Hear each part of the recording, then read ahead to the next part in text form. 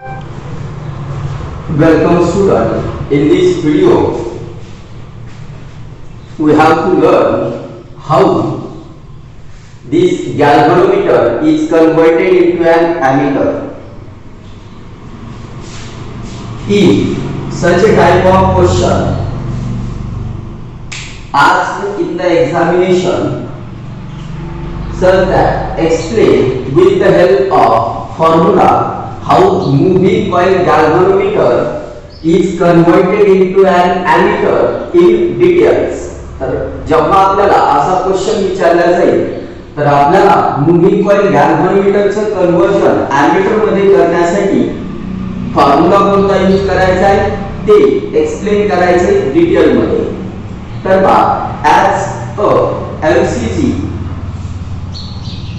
as an ammeter, जेव्हा आपण to use a moving coil galvanometer as an ammeter, a shunt or low resistance is connected in parallel to the coil of galvanometer. galvanometerच्या कॉइलच्या हे जे galvanometer आहे त्या कॉइलच्या parallel मध्ये एक शॉर्ट रेजिस्टन्स आपण कनेक्ट करतो. In the arrangement as shown in the figure, तर ती अरेंजमेंट इथे आपण या डायग्राम मध्ये दाखवलेली आहे. Capital I and I sub G are the current through the circuit and the galvanometer respectively. Circuit मधून फ्लो होणारा करंट कॅपिटल I आहे, या सर्किट मधून फ्लो होणारा, आणि I sub G हा करंट galvanometer मधून जर फ्लो होत असेल तर current through the shunt is shunt मधून फ्लो होणारा जो करंट आहे तो फाइंड करण्यासाठी फॉर्म्युला कसा फॉर्म होईल. तर टोटल करंट आहे I म्हणजे I is equal to I suffix G plus I suffix S. इथे जंक्शन पॉइंट आलेला आहे आणि या जंक्शनला करंट स्प्लिट झालेला आहे दोन ब्रांचेस मध्ये, म्हणजे या दोन करंटची ऍडिशन हा इक्वल टू असेल R. तर इथे आपण I suffix S is equal to लिहू शकतो I minus I suffix G. I minus I suffix G हा करंट फ्लो व्हायला फ्रॉम द शंट. तर याला लिहू आपण इक्वेशन फर्स्ट. आता लक्षात घ्या, जेव्हा S आणि G हे दोन पॅरलल मध्ये आहेत म्हणजे शॉर्ट रेजिस्टन्स आणि रेजिस्टन्स ऑफ गॅल्व्हनोमीटर हे पॅरलल मध्ये आहे, म्हणजे potential difference across they is same. या दोन्हीच्या अक्रॉस असणारे जे पोटेन्शियल डिफरन्स आहे ते सेम आहे, म्हणजे आपण इथे यूज करू शकतो पॅरलल मध्ये दोन रेजिस्टन्स असल्यामुळे त्यांच्या अक्रॉसचं पोटेन्शियल डिफरन्स सेम आहे. G multiply by I suffix G is equal to S multiply by I suffix S. तर हे झालं दोन्ही डिव्हाइसच्या अक्रॉस असणारे पोटेन्शियल डिफरन्स सेम. इथे आपण ओहम्स लॉ यूज केलेला आहे V is equal to IR. आता इथे current through the galvanometer I suffix G आहे आणि गॅल्व्हनोमीटरचा रेजिस्टन्स कॅपिटल G आहे, म्हणून G into I suffix G ohm's law नुसार दिलं is equal to potential difference across the short resistance find करण्यासाठी short रेजिस्टन्सचा रेजिस्टन्स S आहे आणि त्यामधून फ्लो होणारा करंट I सफिक्स S आहे, म्हणजे potential difference across this S and G is equal, that is same. आता इथे फ्रॉम इक्वेशन फर्स्ट इथे आपण I सफिक्स S ला I minus I suffix G लिहू शकतो. Therefore G into I suffix G is equal to S into I minus I suffix G. तर हे equation obtain होईल. हे इक्वेशन ऑब्टेन केलं आपण फ्रॉम इक्वेशन फर्स्ट. हे जे इक्वेशन फर्स्ट आहे त्यावरून ऑब्टेन केलं. आता त्यानंतर आता S जर फाइंड करायचं असेल आपल्याला तर S इज इक्वल टू लिहिता येईल मग आपल्याला I suffix G divided bye हे डिवाइड मध्ये या करंटच्या I minus I suffix G आणि याच्या मल्टिप्लाय मध्ये हे कॅपिटल जी आज इट आहे. तर हे एक इक्वेशन भेटल. इक्वेशन नंबर याला घेऊ आपण second. And this equation is useful to calculate the range of current that the galvanometer can measure. आणि हे इक्वेशन आपल्याला रेंज ऑफ करंट गॅल्व्हनोमीटर किती मेजर करू शकतं हे फाइंड करण्यासाठी हा फॉर्म्युला आपण यूज करू शकतो. If the current I is N times current I suffix G, हा जो टोटल करंट आहे हा जर N टाइम्स असेल I suffix G च्या, तर if I is equal to N times I suffix G, therefore S is equal to G into I suffix G divided by N times I suffix G minus I suffix G. तर या second equation मध्ये I च्या ठिकाणी आपण N times I suffix G put केलं. आता I suffix G हे जर कॉमन घेतलं तर S is equal to numerator मध्ये एक I suffix G आहे, डिनॉमिनेटर मध्ये एक I suffix G कॉमन घेतलं तर न्यूमरेटरला राहील कॅपिटल G आणि डिनॉमिनेटरला n मायनस 1. तर आपल्याला I suffix G कॅन्सल करून S is equal to एक रिलेशन भेटल आणि S is equal to असेल G divided by n minus 1. याला जो इक्वेशन नंबर थर्ड. आणि हे जे थर्ड इक्वेशन आपण इथे ऑब्टेन केले, this is the required shunt to increase the range n times. Required shunt find करण्यासाठी समजा आपल्याला n टाइम्स रेंज जर इन्क्रीज करायची असेल तर शंटची व्हॅल्यू आपण फाइंड करू शकतो या थर्ड इक्वेशन वरून. If I suffix G is the current through the shunt resistance, then the remaining current I minus I suffix S will flow through the galvanometer. I suffix S हा current shunt मधून flow व्हायला आहे, तर remaining current I suffix G is equal to भेटल पहा या equation वरून. हे जे इक्वेशन आहे यावरून I suffix G is equal to लिहिता येईल आपल्याला I minus I suffix S.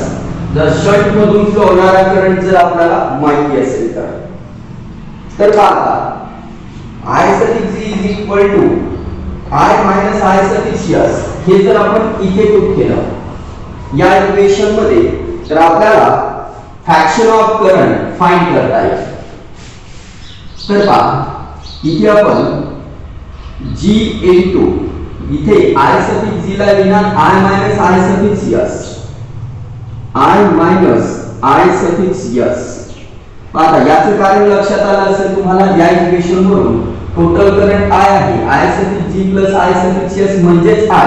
तर I suffix G is equal to याला ट्रान्सफर केलं तर I minus I suffix S भेटेल is equal to S into I suffix S. आता इथे जर आपण मल्टिप्लाय केलेला तर हे होईल GI minus G into I suffix S is equal to S into I suffix S. याला ट्रान्सफर करू या साइडला म्हणजे G into I is equal to S into I suffix S plus G into I suffix S. पहा हे equation भेटल. आता आपल्याला इथे I suffix S कॉमन घेता येईल तर I suffix S कॉमन घेतल्यानंतर S plus G राहील G into I. आता जर I ला ट्रान्सफर केला आणि S plus G ला ट्रान्सफर केलं तर आपण लिहू शकतो G divided by S plus G is equal to I suffix S divided by I. Therefore, I suffix S divided by I is equal to G divided by S plus G. And this is the formula to find fraction of current, total current through the shunt resistance मधून total करंटच्या किती current flow व्हायला हा find करण्यासाठी हा formula आहे. तर हे झालं how moving coil galvanometer is converted into an ammeter in detail. तर पहा पुन्हा एकदा हे एक्सप्लेन करतोय. तर पहा to use a MCG as an ammeter, to convert moving coil galvanometer as an ammeter, a shunt resistance or low resistance is connected in parallel with the galvanometer coil. Galvanometer coil च्या parallel मध्ये shunt resistance connect करायचा. In this in the arrangement as shown in the figure, he arrangement इथे या figure मध्ये दाखवली आहे. आता या figure मध्ये I is the total current passing through the circuit and I sub G is the current passing through the galvanometer.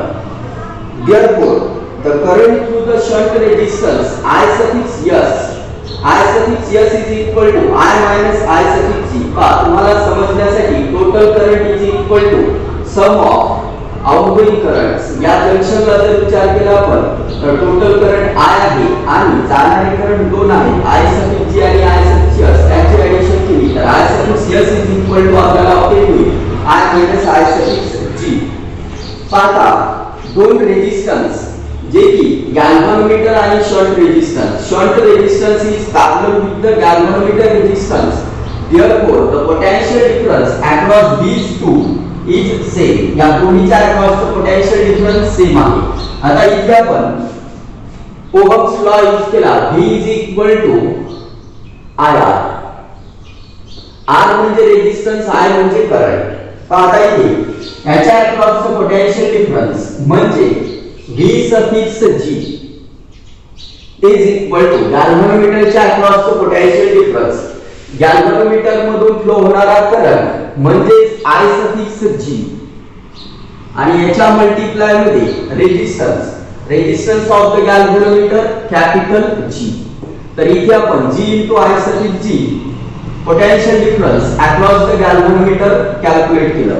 Similarly potential difference across this shunt resistance V suffix S is equal to resistance of shunt S and current flowing through cell is I suffix S. तर हे लक्षात आलं असेल तुम्हाला by using Ohm's law. त्यानंतर from equation first I suffix S ला आपण I minus I suffix G जर पुट केलं आणि S is equal to जर फॉर्म्युला दिला तर I suffix G as it is राहील न्यूमरेटर मध्ये I minus I suffix G denominator ला G मल्टिप्लाय मध्ये राहील गॅल्व्हनोमीटरचा resistance. Equation number second, and this equation useful to calculate the range of current that the galvanometer can measure. तर हे equation आपण range of current galvanometer किती major करू शकतो ते फाइंड करण्यासाठी यूज करू शकतो. आता जर टोटल करंट हा गॅल्व्हनोमीटर करंटच्या n टाइम्स असेल म्हणजे current flowing through the circuit हा n टाइम्स असेल करंट थ्रू द गॅल्व्हनोमीटर तर इक्वेशन सेकंड मध्ये काही बदल होईल. तर S as it is आहे हे G मल्टिप्लाय मध्ये आहे I सफिक्स G च्या I च्या ठिकाणी आपण n times I suffix G put केलं मायनस I सफिक्स G. आता डिनॉमिनेटरला I सफिक्स G कॉमन घ्यायचा आहे तर न्यूमरेटरचा I suffix G as it is तर G डिवाइडेड बाय न्यूमरेटरला n मायनस 1 काय I सफिक्स G कॅन्सल होईल S is equal to G divided by n minus 1. आणि हे जे इक्वेशन आहे this is the required shunt to increase the range n times. आपल्याला गॅल्व्हनोमीटरची जी range आहे current measure करण्याची ती n टाइम्स इन्क्रीज करायची असेल तर हे इक्वेशन आपण यूज करू शकतो शंट रेजिस्टन्स फाइंड करण्यासाठी. आता त्यानंतर if I suffix S is the current passing through the shunt, then remaining part of the current that is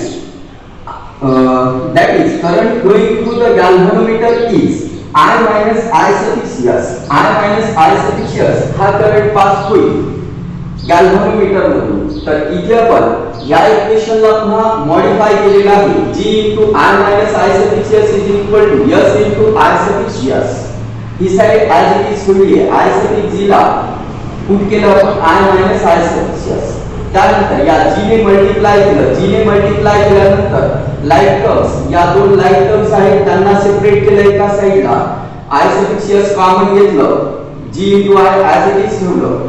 आता जर fraction of current passing through the shunt find करायचा असेल तर टोटल पैकी किती, टोटल करंट हा I आहे आणि त्यापैकी किती शंट मधून फ्लो व्हायला, म्हणजे I सफिक्स s हे न्यूमरेटरला आणावं लागेल आणि I हे डिनॉमिनेटरला.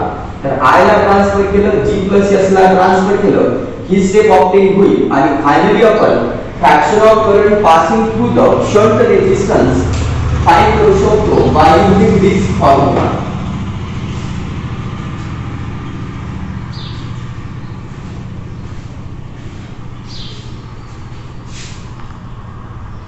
Subscribe now and press the bell icon. Never miss an update.